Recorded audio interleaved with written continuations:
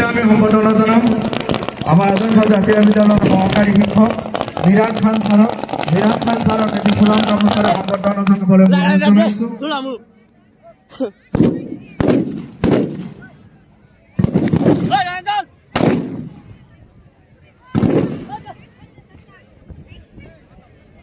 তো ইতিমধ্যে আমাৰ চিনাকি পৰ্ব শেষ হ'ল। আমি সকলো ৰাইজক খুব অনুৰোধ জনাইছোঁ আপোনালোকে বাউণ্ডাৰী লাইনৰ বাহিৰত গৈ আসন গ্ৰহণ কৰক। দুয়োটা দলৰ কেপ্টেইন আমাৰ ফিল্ডত থাকিব লাগে, বাকী খেলুৱৈসকল পেভিলিয়নত গৈ আসন গ্ৰহণ কৰিবলৈ আমি অনুৰোধ জনাইছোঁ।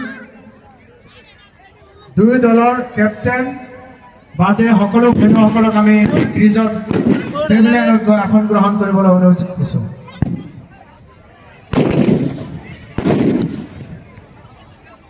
ধুনে কৰে দে, ধুনেৰ মধ্যে দে গাড়ি।